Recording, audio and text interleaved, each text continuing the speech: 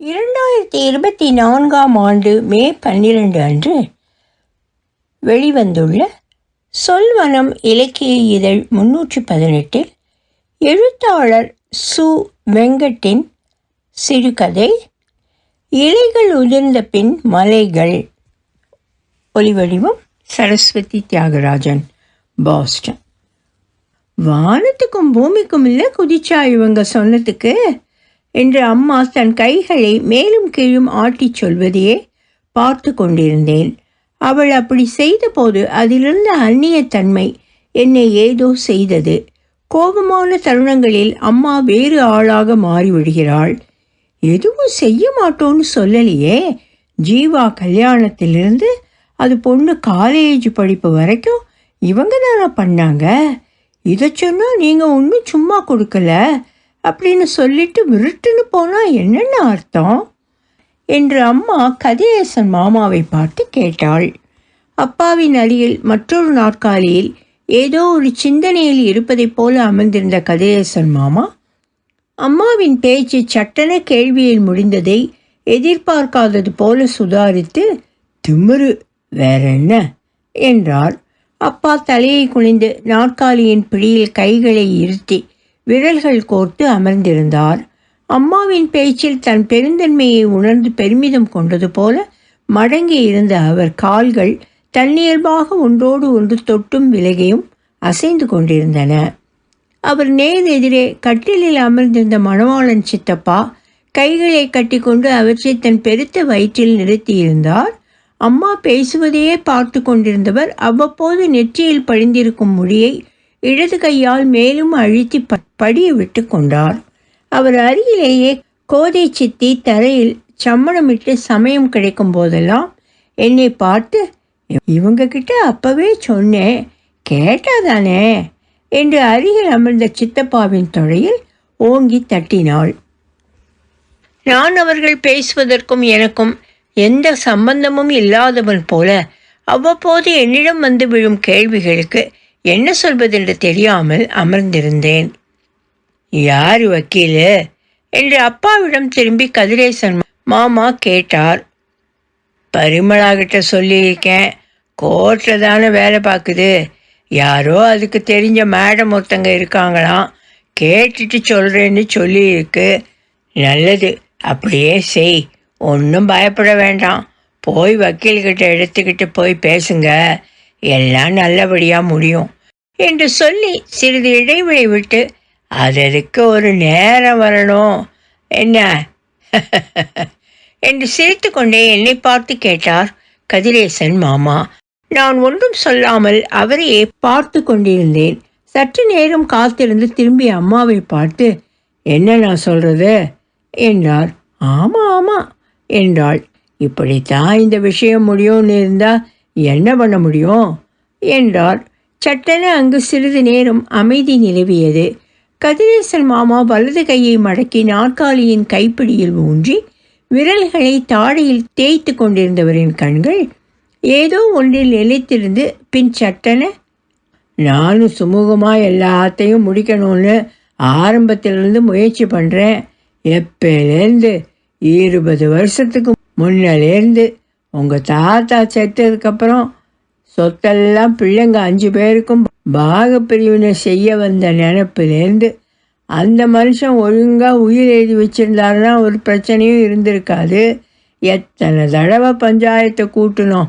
இவன் சரின்னு சொன்னால் இவன் ஒத்துக்க மாட்டான், இவன் சரின்னு சொன்னால் இவன் ஒத்துக்க மாட்டான் என்று அப்பாவையும் சித்தப்பாவையும் மாறி மாறி கை காட்டினார்.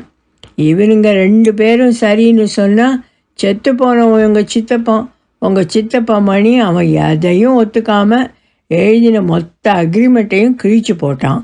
எல்லாத்துக்கும் மேலே உங்கள் பெரியப்பா அவர் எல்லா ஆட்டமும் ஆடிட்டு போய் சேர்ந்துட்டாரு.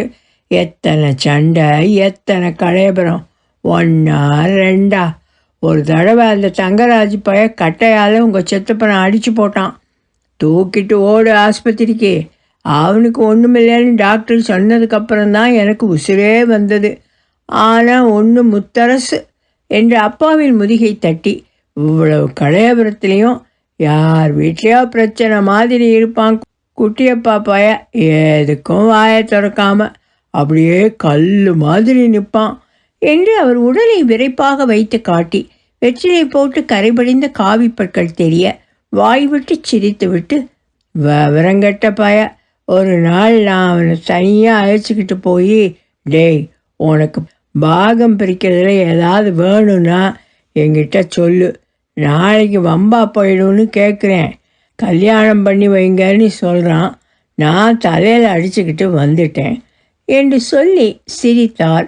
அங்கிருந்து மற்ற அனைவரும் அவர் சொல்வதை கேட்டுக்கொண்டு ஆளுக்கு ஒரு புள்ளியில் நினைவை நிறுத்தி வெறித்து பார்த்து கொண்டிருந்தனர். அவர் குரல் சற்று தாழ்ந்து, அதுக்கப்புறம் ஒவ்வொருத்தர்கிட்டையும் தனித்தனியாக தன்மையாக பேசி கொஞ்சம் கொஞ்சமாக எல்லாத்தையும் சரி பண்ணோம். எதுக்கு சொல்கிறேன்னா என்று தன் வேஷ்டியை இழுத்து கால்களுக்கிடையில் சொருகி கொண்டு, இவ்வளவு கதையும் குட்டியப்பா பொண்டாட்டிக்கு தெரியுமா?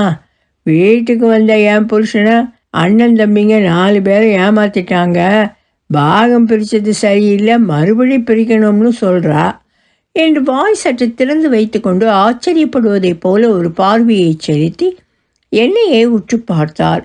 பின்பு, அண்ணன் தம்பிங்க எல்லாரும் இப்போ நல்லா இருக்காங்கன்னா, படித்தாங்க, வேலைக்கு வெளியூருக்கு போனாங்க, இப்போ நல்லா இருக்காங்க, நீ கஷ்டப்படுறதுன்னா அதுக்கு என்ன பண்ண முடியும்? எல்லாருக்கும் சரிசமமான பாகம் பிரித்தது யோசிக்க வேணாமா என்று பேசிவிட்டு ஆசுவாசப்படுத்தி கொண்டார். இவ்வளவையும் நினைவில் வைத்திருக்கும் கதிரேசன் மாமா அவர் சொன்ன அத்தனை காட்சிகளிலும் நானும் சிறுவனாக ஒரு ஓரத்திலிருந்து கவனித்தேன் என்பதை மறந்து போய் என்னிடம் இதை சொல்லி கொண்டிருந்தார். நாங்கள் இப்போது அமர்ந்திருக்கும் இந்த வீடு பாகப்பிரிவினை செய்த பின்பு பழைய வீட்டை இடித்து கட்டப்பட்டது. அந்த பழைய வீடு என் தாத்தா பூவேலைகள் செய்து அவர் சொந்த உழைப்பில் கட்டியது. இப்போது அமர்ந்திருக்கும் இந்த இடத்தில் சதுரமான பெரிய முற்றம் ஒன்று இருக்கும். முற்றத்தின் நீல வண்ண மூடியாய் வானமும் சதுரமாக வெட்டப்பட்டது போல முற்றத்தில் தெரியும். அத்துணை வெயிலும் முற்றத்தில் விழுந்து தண்ணீர் நிரப்பப்பட்டிருக்கும் பித்தளை அண்டாக்கள் மினுமினுத்து கொண்டிருக்கும். மழை நாட்களில் 4 மூலைகளிலும் இருக்கும் சாரத்தின் வழியே தண்ணீர் கொட்டுவதை திண்டில் அமர்ந்து நானும் அக்காள்களும் வேடிக்கை பார்ப்போம். இரவு நேரங்களில் முற்றத்தில் பாய் போட்டு யாரோ ஒருவர் நட்சத்திரங்களை எண்ணும் முணுமுணுப்பில் உறங்கிப் போவோம். கணவன் மனைவி 5 பிள்ளைகள் என ஒரு குடும்பம் நிறைவாக வாழ என் தாத்தா கட்டிய அந்த பெரிய வீடு அவருக்கு பிறகு 4 பிரிவாக தட்டியாலும் அட்டைகளாலும் அடைக்கப்பட்டு பிரிந்தும் சண்டையிட்டு கொண்டும் அவர் பிள்ளைகள் வாழ்வார்கள் என்று நினைத்து கூட பார்த்திருக்க மாட்டார்.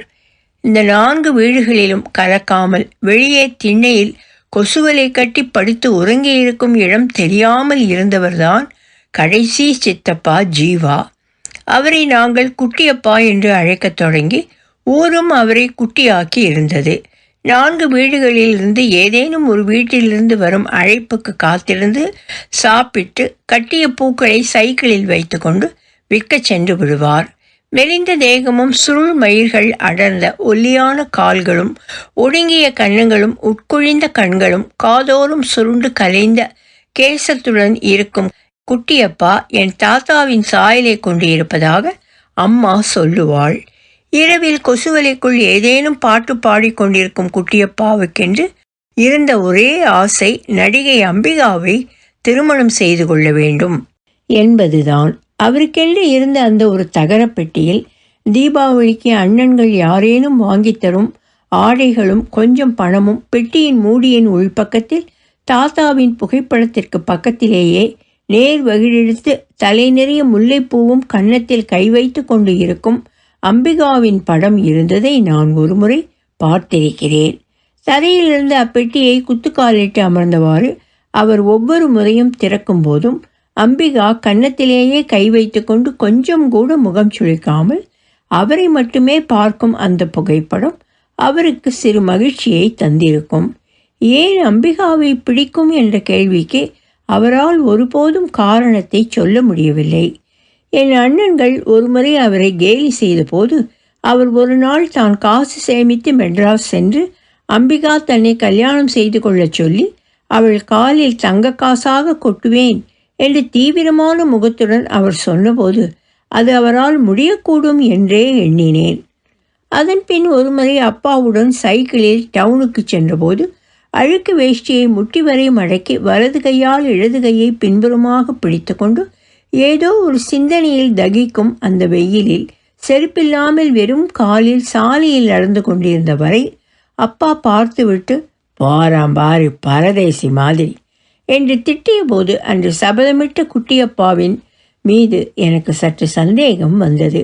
சில நாட்கள் கழித்து பூவிட்டு சேமித்த காசெல்லாம் காணாமல் போய்விட்டதாக வந்து அப்பாவிடமும் பெரியப்பாவிடமும் சொல்லி அழுதபோது அவர்கள் அவரை கண்டபடி திட்டி அவர் பொறுப்பில்லாமல் இருந்ததன் விளைவுதான் அது என்று சொல்லி அனுப்ப அவர் இரவு முழுவதும் விசும்பிக்கொண்டே உறங்கிய போது எனக்கு ஒட்டுமொத்தமாக அவரின் மீதிருந்த நம்பிக்கை போனது. தாத்தாவிற்கு பின் குட்டியப்பா மட்டும்தான் மரபான பூ வேலைகள் செய்யும் தொழிலில் ஈடுபட்டிருந்தார். அந்த நீண்ட திண்ணையில் ஜாதி மல்லி, காக்கரத்தான், ஜவ்வத்தி, மறிக்கொழுந்து, நந்தியாவட்டை, டிசம்பர் பூ, ரோஜா என பலவிதமான வண்ண வண்ண பூக்களின் சிறு சிறு குவியல்களின் மத்தியில் அமர்ந்து பூக்களை ஜோடியாக எடுப்பதும் நாளில் வைத்து விரல்களால் வளைத்து சரக் சரக் என இழுப்பதுமாக ஒரு தாள நயத்துடன் சரம் சரமாக பூக்கள் கட்டுவதும் மாலைகள் சுற்றுவதுமாக அவர் வேறு ஒரு ஆளாக உருவெடுத்திருப்பார். பூ கட்டும்போது அவர் முகமும் கைகளும் வெவ்வேறு பாவனைகளும் அசைவுகளுமாக மாறி அதனுடன் உரையாடி கொண்டிருப்பது போல இருக்கும். பூக்களின் கலவையான அந்த மனம் எனக்கு எப்போதும் பிடித்தமான ஒன்று. நான் அங்கேயே அமர்ந்து தண்ணீரில் ஊற வைக்கப்பட்டிருக்கும் வாழை நார்களை பந்து போல சுற்றியும் பூக்களின் குவியல்களிலிருந்து பூக்களை ஜோடியாக எடுத்து வைத்து கொண்டும் இருப்பேன். குட்டியப்பா மனிதர்களை விட பூக்களை பற்றித்தான் நிறைய பேசுவார். ஒவ்வொரு பூக்களை பற்றியும் விளையாட்டாக எதையாவது சொல்லிக்கொண்டே இருப்பார். கனகாம்பரத்தின் அடிப்பக்க காம்பில் தேன் இருப்பதாக சொல்லி அதனை வாயில் வைத்து உறிஞ்சி பார்க்க சொல்வார்.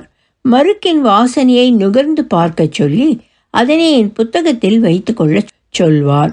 கோழிக்கொண்டை பூவை எடுத்து அவரின் முகத்தில் தேய்த்து கொண்டு ராஜரத்தினம் புடவை கடையில் கைகளில் வழுக்கிச் செல்லும் விலை உயர்ந்த ஒரு புடவையைப் போல இருப்பதாக சொல்வார். மதியம் ஆரம்பித்து அம்மா மாலை நேரத்தில் மாடத்தில் தெருவிளக்கு ஏற்றும் வரை அவருடன் எதையாவது கேட்டுக்கொண்டும் பேசிக்கொண்டும் இருப்பேன். ஒரு முறை குட்டியப்பா, "உலகத்திலேயே அழகான பூ எது?" "எல்லாமே அழகான பூ தான்." "இல்லை, ஒன்று இருக்கு, ரோஜா பூ." "ஓ, அது பணக்காரங்க பூல, அதான்." நான் புரியாமல் அவரை பார்க்க அரளி, நந்தியாவட்டை செண்டு பூக்களை காட்டி, "இதெல்லாம் ஏழைங்க பூ" என்றார். "ஏன் குட்டியப்பா அப்படி?" "நந்தியாவட்டையும் அரளியும் அது பாட்டுக்கு எங்கே வேணாலும் வளரும்ல, யாரும் அதுக்கு பார்த்து பார்த்து தண்ணி ஊற்றவும் எரு வைக்கவும் இருக்க மாட்டாங்க. ரோஜா அப்படி இல்லை, சொகுசால வளரும்" என்றார். "அப்போ ரோஜா பூ தான் வசதி, ரோஜா பூ மட்டுமே இருக்கிற மாதிரி மாலை கட்டுங்க" என்றேன். "வசதி தான், ஆனால் ஒரு மாலையில் நந்தியாவட்டைக்கும் அரளிக்கும் அதிகமான இடமும் ரோஜாவுக்கு குறைந்த இடமும் கொடுக்கணும். அதுதான் சமமாகவும் நியாயமாகவும் எல்லோருக்கும் கட்டுப்படியாகக்கூடிய விலையிலும் இருக்கும்னு தாத்தா சொல்லுவாங்க" என்று அவர் கட்டி அந்த மாலையை என்னிடம் தூக்கி காண்பித்தார். எனக்கு அந்த மாலை பிடிக்கவே இல்லை. ஒவ்வொரு வார இறுதியிலும் எங்கள் வீடு பாகப்பிரிவினை பஞ்சாயத்தால் பரபரப்பாக இருக்கும். பாகத்தை பிரிக்க வீட்டில் பஞ்சாயத்து கூடும்போதெல்லாம் குட்டியப்பா பெரும்பாலும் கடைசி வரை இருக்க மாட்டார். பூ வாங்குவதற்கோ கட்டுவதற்கோ வெளியே சென்று விடுவார். யாரேனும் அவரை கண்டுபிடித்து அழைத்து வர ஆள் அனுப்பப்பட்டு தயங்கியபடியே உள்ளே வருவார். கூட்டத்தின் முன்பு பெரியப்பா அவரை கண்டபடி திட்டி முடியும் வரை இங்கேயே இருக்குமாறு சொல்வார். இறுதியாக நடந்த ஒரு பஞ்சாயத்தில் அந்த பெரிய வீடு 4ஆக பிடிக்கப்பட்டு குட்டியப்பாவுக்கு அவ்வீட்டிலிருந்து சற்று தொலைவில் 4 சுவர்கள் கொண்டு கடையாக இருந்த ஒரு இடத்தையும் குட்டியப்பாவின் கல்யாண செலவை மற்ற 4வரும் ஏற்றுக்கொள்ள வேண்டும் என்றும் தீர்மானம் நிறைவேற்றப்பட்டது. அதன்படி குட்டியப்பாவிற்கு பல இடங்களில் பெண் பார்த்து ஒரு வழியாக ஒரு பெண்ணை தூரத்து சொந்தம் ஒன்றிலிருந்து கண்டுபிடித்தார்கள். அதற்குள் என் தாத்தா கட்டிய பெரிய வீடு இழிக்கப்பட்டு நீள வாக்கில் சிறு சிறு பொந்துகள் போன்ற வீடுகளாக கட்டப்பட்டு அவரவர்கள் குடியேறினர். அந்த சதுரமான முற்றம் வெறும் நினைவுகளாய் ஒவ்வொரு வீட்டிலும் சிறிது இருந்தது. அந்த பெரிய திண்ணையும் இப்போது இல்லாமல் போனதால் குட்டியப்பா அவருக்கு ஒதுக்கப்பட்ட கடையில் படுத்துக்கொண்டார். அந்த காலகட்டத்தில் மண்டல் கமிஷன் அறிக்கையை எதிர்த்தும் ஆதரித்தும் மிகப்பெரிய போராட்டம் நாடு முழுவதும் நடைபெற்று கொண்டிருந்தது. அது எங்கள் ஊருக்குள்ளும் பரவி பல அண்ணன்கள் உணர்ச்சி பொங்க ஆக்ரோஷமாக தெருவில் உறக்க மேடையில் பேசி கொண்டிருந்தனர். என் பெரியப்பா அன்றைய ஆளும் கட்சிக்கு ஆதரவாக இருந்ததால் அக்கடையை அவர்கள் போராட்டம் முடியும் வரை உபயோகித்து கொள்ள சொல்லிவிட குட்டியப்பா அக்கடையின் ஒரு மூலையில் சுருங்கிக் கொண்டார்.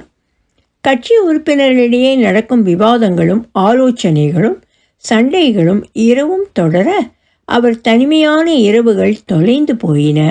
அவரின் திருமண நாளுக்கான தேதி குறிக்கப்படுவது போராட்டத்தினாலும் கலவரத்தினாலும் தள்ளிக்கொண்டே போனது. அப்போராட்டத்தின் தொடர்ச்சியாக ஒரு நாள் பள்ளிக்கூடத்திலிருந்து எங்களை அழைத்து கொண்டு யாரோ ஒரு அரசியல் தலைவரை வரவேற்க கைகோர்த்தபடி தெருவில் நிற்க வைக்கப்பட்டிருந்தோம். தலையில் மொசு மொசு வென்ற கோழிக்கொண்டை பூவில் செய்தது போன்றிருந்த சிகப்பு நிற குல்லாவும் கருப்பு நிற தடித்த கண்ணாடியும் நீண்ட தூய்மையான வெள்ளை நிற ஆடையும் அணிந்து கொண்டு கை கூப்பி எங்களின் ஆதரவுக்கு நன்றி தெரிவிப்பது போல புன்னகை செய்து கொண்டே பெரிய வாகனத்தில் இருந்தவர் அதில் இருந்தவாறே ஹிந்தியிலும் அவ்வப்போது ஆங்கிலத்திலும் பேசி கொண்டிருந்தார். எங்களுக்கு என்ன பேசுகிறார் என்பது கொஞ்சமும் விளங்காமல் இருந்தது. எங்கள் அருகில் இருந்த பெரியவர் ஒருவர் என் ஆசிரியரை பார்த்து என்ன சொல்றாரு என கேட்டார். அவர் சிறிது நேரம் மேடையில் பேசுபவரையே பார்த்துவிட்டு இங்கே எல்லோரும் சமமில்லைன்னு சொல்றாரு என்றார். சரியாக அவர் காதில் விழாததால் கையை காதின் மடல்களுக்கு அருகில் வைத்துக்கொண்டு அவர் அருகே சென்று என்ன சொல்றாரு என்று மீண்டும் கேட்டார். என் ஆசிரியர் அவர் காதின் அருகில் சென்று எல்லோரும் சமமில்லைன்னு சொல்றாரு. ஒருத்தர் எல்லோரும் சமம்னு சொன்னாரு, இவர் என்ன சமமில்லைன்னு சொல்றாரு, ஒன்றும் புரியல போ என்று சொல்லிக்கொண்டே சென்றார். பள்ளி அன்று சீக்கிரமாகவே விட்டுவிட நான் நடந்து வீட்டுக்கு சென்று கொண்டிருந்தேன். அந்த வழியாக வந்த குட்டியப்பா என்னை கண்டதும் அவர் சைக்கிளில் ஏற்றிக்கொண்டு வீட்டுக்கு அழைத்து வந்தார். வரும்போது நான் அவரிடம் அந்த தொப்பி அணிந்த மனிதர் சொன்னதாக என் ஆசிரியர் சொன்ன வாசகத்தின் அர்த்தம் என்ன என்று குட்டியப்பாவிடம் கேட்டேன். அவருக்கு தெரியவில்லை என்றார். போராட்டங்கள் ஓரளவு குறைந்திருந்த போது எங்கள் வீட்டு அருகிலேயே இருந்த கோனார் சத்திரத்தில் குட்டியப்பாவின் திருமணம் நடந்தது. நான் குட்டியப்பாவை திருமணம் செய்து கொள்ளப் போகும் என் சித்தியை அவர்களின் திருமணத்திற்கு அன்றுதான் பார்த்தேன். என் ஆவல் எல்லாம் அவள் அம்பிகாவின் அழகுடன் இருக்கிறாளா என்று பார்ப்பதிலேயே இருந்தது. சரியான வெளிச்சமில்லாமல் இருந்த அந்த மண்டபத்தில் முதலில் சித்தியை பார்த்தபோது அவள் மணப்பெண்ணுக்குரிய அத்துணை அலங்காரத்துடன் குனிந்த தலையுடனே இருந்ததால் எனக்கு அவளை சரியாக பார்க்க முடியவில்லை. குட்டியப்பா சாதாரணமாக எப்போதும் போல யாரோ ஒருவரின் கல்யாணத்திற்கு வந்தது போலவே இருந்தார். புது வேஷ்டியும் சட்டையும் தோளில் மாலையுடன் கல்யாண கோலத்தில் இருப்பவரை கண்டு அங்கிருந்தவர்களின் முகங்கள் அடக்க முடியாத சிரிப்பொன்று மெல்ல அவர்களின் உதடுகளின் வழியே கசிந்து ஒழுகுவது போலவே இருந்தது. சீர்காழியிலிருந்து வந்திருந்த மாமா ஒருவர், பரவாயில்ல, குட்டியப்பாவுக்கு ஒரு பொண்ணு கண்டுபிடிச்சு கல்யாணத்தை பண்ணிட்டீங்க என்று அப்பாவிடம் கை குலுக்கிய போது அடங்கியிருந்த அத்துணை சிரிப்புகளும் வெடித்து வெளிவந்தது. குட்டியப்பா நாணத்தால் வெக்கி குனிந்து கொண்டார். நான் சித்தியை பார்த்தேன். குனிந்த தலையுடன் அவள் முகம் எந்த நேரமும் அழுதுவிடும் பாவனையில் இருப்பது போலவே இருந்தது. பிறகு மறுநாள் விருந்தின் போது எதிர்வீட்டு பெரியம்மா குட்டியப்பாவை ஏதேதோ சொல்லி கேலி செய்து அனைவரையும் சிரிக்க வைத்து கொண்டிருந்தாள். என் எதிரே வளையல்கள் முணுமுணுக்கும் சத்தத்துடன் சித்தி சாப்பிட்டு கொண்டிருந்த போது அவளை பார்த்தேன். அலங்காரமற்று முகத்தில் மஞ்சள் பூசி குளித்திருந்தாள். உருண்டையான முகத்தில் சிறு பொறிகள் கொண்டு கன்னம் சற்று உப்பியும் வழித்து நேர் வகிடெடுத்ததில் பெரிய நெற்றியும் உதடுகள் கருமையாக சற்று வாழிப்பான உடல் வாகுடன் நிமிரும்போது அருகில் அமர்ந்திருந்த குட்டியப்பாவுடன் சற்று உயரமாக இருந்தவளை கண்டவுடன் எனக்கு சற்று ஏமாற்றமாக இருந்தது. குட்டியப்பாவிடம் எந்த சோகமோ வருத்தமோ இல்லை. அவர் அருகில் அமர்ந்திருந்த சித்தி ஏனோ சோகமாக இருந்தாள். கல்யாணத்திற்கு பின்பு சில காலங்கள் என் சித்தப்பா வீட்டில் தங்கியிருந்தார்கள். அங்குதான் அவர்கள் தங்குவதற்காக அறையென்று ஒன்று இருந்தது. சித்தி குட்டியப்பாவிடம் சரியாக பேசாமல் அவரை தவிர்த்து கொண்டே இருப்பதாக கோதை சித்தி சொன்னாள். அப்போதிலிருந்தே மெல்ல உரசல்கள் ஆரம்பித்திருந்தன. பெரியளவில் பிரச்சனையை தவிர்க்க குட்டியப்பாவுக்கென ஒதுக்கப்பட்ட அந்த கடையில் தங்க வைக்கப்பட்டு குடித்தனம் செய்ய துவங்கியிருந்தனர். அதன் பின்பு அவர்களுக்கிடையே நடக்கும் எதுவும் வெளியே கசியாமல் அவர்களின் வாழ்க்கை மிக ரகசியமாக அந்த 4 சுவர்களுக்குள் மட்டுமே நடந்தது. குட்டியப்பா எங்கள் வீட்டுக்கு வருவதும் குறைந்து போனது. அந்த கடையின் வெளியிலேயே ஒரு கடை வைத்து மீண்டும் பூக்கள் வியாபாரம் செய்ய தொடங்கினார். அவ்வப்போது யாரேனும் சொந்தங்களில் நடக்கும் நிகழ்ச்சிகளில் மட்டுமே சித்தியை பார்க்க முடிந்தது. அவளின் கண்களில் இருந்த சோகம் வேறொன்றாக உருமாறி அவளின் முகம் மேலும் இறுக்கமாகியது. நாளடைவில் அவள் எந்த சொந்தங்களின் வீட்டுக்கும் வராமல் குட்டியப்பா செல்வதும் தடை செய்யப்பட்டது என்று செய்திகள் மட்டும் வந்தன. மற்ற 4 குடும்பங்களும் பெரிதாக சிரத்தை எடுத்து அவர்களுடனான உறவை புதுப்பித்து கொள்ள முயற்சி எடுத்ததாக தெரியவில்லை. ஒரு நாள் குட்டியப்பா சித்தப்பாவிடம் சென்று வீடு பாகம் பிரித்தது சரியில்லை என்று மீண்டும் அதனை ஒழுங்காக பிரிக்க வேண்டும் என்றும் சித்தி சொல்லி அனுப்பியதாக வந்து சித்தப்பாவிடம் கூற சித்தப்பா ஏதேதோ சொல்லி அவரை திருப்பி அனுப்பிவிட்டார். இதை முதலில் அவ்வளவாக யாரும் பெரிதாக எடுத்துக்கொள்ளவில்லை. பின்பு மெல்ல ஊரிலிருந்து மற்ற பெரியவர்களிடம் சென்று சித்தி முறையிட பிரச்சனை பெரிதாகி பின்பு வேறு ஒரு வடிவமாகி 5 குடும்பங்களுக்கும் பகை சூழ்ந்து பிரித்து வைத்தது. நான் என் பள்ளிக்கூட படிப்பு என்று என் கவனம் மாறி வீட்டில் நடக்கும் எதுவும் என் கவனத்திற்கு வராமல் போய்விட்டது. பின்பு நான் கல்லூரிக்கு செல்ல என் நினைவில் குட்டியப்பாவும் சித்தியும் சுத்தமாக மறைந்து போனார். விடுமுறையில் வீட்டுக்கு வரும்போது ஏதேனும் விஷயங்களே அம்மா சொல்வாள். குட்டியப்பாவுக்கு குழந்தை பிறந்திருக்கிறது, விட முடியுமா? என்னவோ போல இருந்துச்சு. அதான் நானும் கோதை சித்தியும் குழந்தையை பார்க்க வீட்டுக்கு போனோம். வீடு சகிக்கலை. வீடாவா வச்சிருக்கா? இதில் சொத்தை மறுபடியும் பிரிக்கணுமா என்றாள். தாத்தாவின் சொத்து சரியாக பிரிக்கப்படவில்லை என்பதை சித்தி தொடர்ந்து இன்றும் சொல்லிக்கொண்டும் அதற்காக போராடி கொண்டும் இருந்தது ஆச்சரியமாக இருந்தது. எது அவளை சரியாக பிரிக்கப்படவில்லை என்பதாக நம்ப வைக்கிறது என்று புரியாமல் இருந்தது. பின்பு அப்பாவிடம் ஒருமுறை இது பற்றி கோபமாக கேட்டபோது, அப்போது இருந்த ஊர் பெரியவர்கள் தாத்தாவின் உயில்படி பிரிக்க முடியாதென்பதால் சொத்து மதிப்பு கணக்கில் கொண்டு சரிசமமாகத்தான் 5 பேருக்கும் பிரித்து கொடுத்தார்கள். அதனால்தான் மற்ற அண்ணன் தம்பியெல்லாம் ஒத்துக்கொண்டார்கள். அவங்களும் படித்தவங்க தானே. தப்பாக இருந்தால் எப்படி ரெஜிஸ்டர் பண்ணும்போது அவங்க எல்லோரும் சம்மதித்து கையெழுத்து போட்டிருக்க முடியும்? இதெல்லாம் தெரியாமல் அவள் யார் பேச்சோ கேட்டுக்கிட்டு ஆடிக்கிட்டு இருக்கா. நீனும் படித்தவன் தானே, நீயே படித்து பாரு என்று 2 காகித கட்டுகளை என்னிடம் தூக்கி எறிந்தார். ஒன்று பழுப்பு நிறத்தில் கரைபடிந்து முனைகள் மடிந்து விலை குறைந்த பத்திரப்பதிவு ஸ்டாம்பில் நுணுக்கிய கையெழுத்தில் எழுதப்பட்டிருந்தது. மற்றொன்று நல்ல வெள்ளைத்தாளில் புதியதாக விலை அதிகமான பத்திரப்பதிவு ஸ்டாம்பில் அச்சிடப்பட்டு இருந்தது. நான் மேலும் குழப்பமடைந்து அதனை எடுத்து அப்பாவிடம் திருப்பி கொடுத்துவிட்டு கிளம்பிவிட்டேன். இன்று எனக்கு திருமணமாகி குழந்தையும் பிறந்துவிட்டது. ஒன்றும் மாறவில்லை.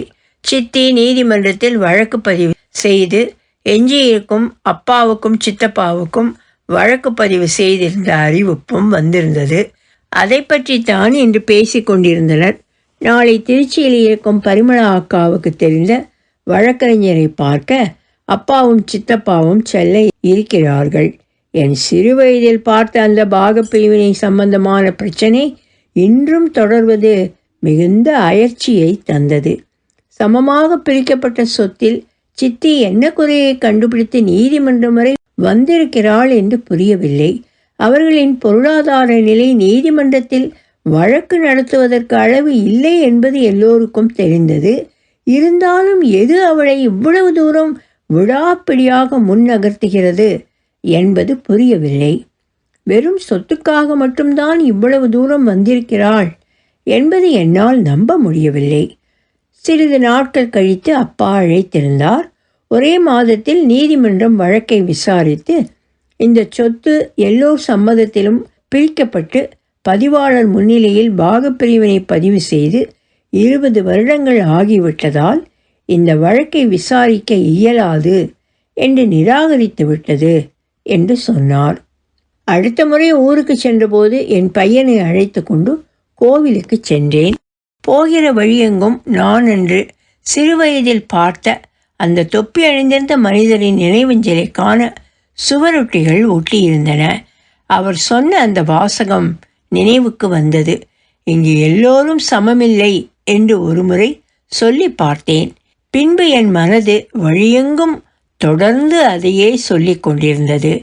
கோவிலை விட்டு திரும்பி வரும்போது குட்டியப்பாவின் பூக்கடை வழியாக வந்தேன். அவர் கடையை ஒட்டி இருபுறமும் நிறைய பூவேலைகள் செய்யும் கடைகள் நிறைந்து மீமினுக்கும் ரோஜாப்பூ மாலைகளும் வெளிநாட்டிலிருந்து இறக்குமதி செய்யப்பட்ட விதவிதமான வண்ணங்கள் கொண்ட பூக்களை வைத்து கட்டியிருந்த மாலைகளும் தொங்கிக் கொண்டிருந்தன. குட்டியப்பாவும் சித்தியும் அவர்கள் கடையில் அமர்ந்திருந்தனர். அக்கடையிருந்த இடம் பெரிய மாற்றமில்லாமல் சிமெண்ட் காரைகள் பெயர்ந்த சுவற்றுடன் அப்படியே இருந்தது. நான் அவர் கடையில் கூட்டம் இல்லாததால் நான் சாலையை கடந்து அவர் கடை நோக்கி செல்லும் போதே என்னை கண்டு கொண்ட சித்தியின் முகம் சட்டென கடுமையாக மாறி எழுந்து கடையின் உட்புறம் இருளடைந்த பகுதிக்குள் சென்று மறைந்தாள். அந்த விரோதமும் சிரமும் எங்கிருந்து எதனால் ஆரம்பித்தது என்பதை இப்போது என்னால் புரிந்து கொள்ள முடிந்ததால் அவளின் செயலை கண்டு அவள் மீது பரிதாபமே ஏற்பட்டது. குட்டியப்பா என்னை பார்த்ததும், எப்போ வந்த, பையனா என்று கேட்டார். நான், ஆமாம் முகுந்த், இங்க பாரு தாத்தா என்றேன். அவன் வாயில் விரல்களை வைத்து கொண்டிருந்தவன் அங்கிருந்த மின்சார கம்பியில் அமர்ந்திருந்த காக்காவை பார்த்து அவரிடம் கை நீட்டி காட்டினான். குனிந்து அவன் கையை காட்டும் இடத்தை பார்த்துவிட்டு, ஓ காக்காவா என்றார். எப்படி இருக்கீங்க குட்டியப்பா என்றேன்.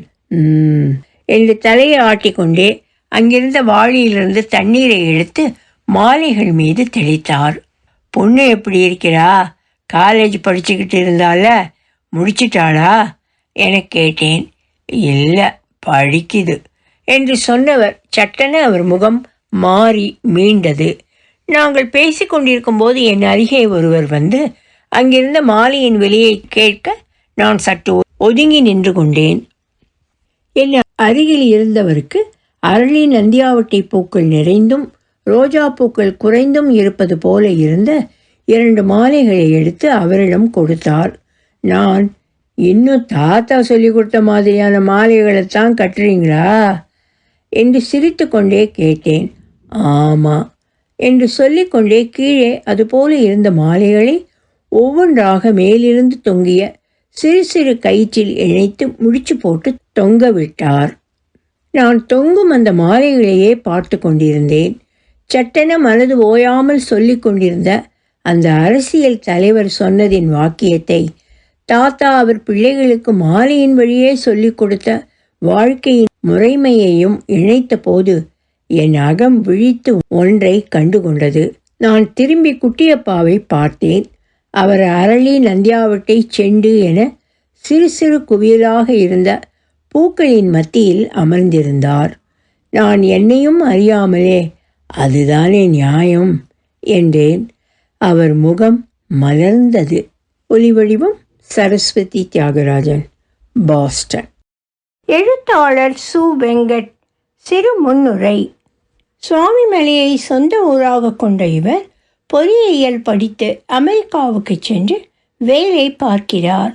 எதிர்பாராத தருணங்களில் கையில் எழரும் தழும்புகள் நினைவுச் சரடுகளின் முடிச்சுகளை அவிழ்த்து விடுவது போல ஏதோ ஒரு கணத்தில் இவருள் மோதிய உணர்வுகளுடனான நீண்ட பயணத்தின் பிரதிபலிப்பும் இவருடைய வாழ்க்கையின் அனுபவங்களுமே இவரது சிறுகதைகள் என்கிறார்.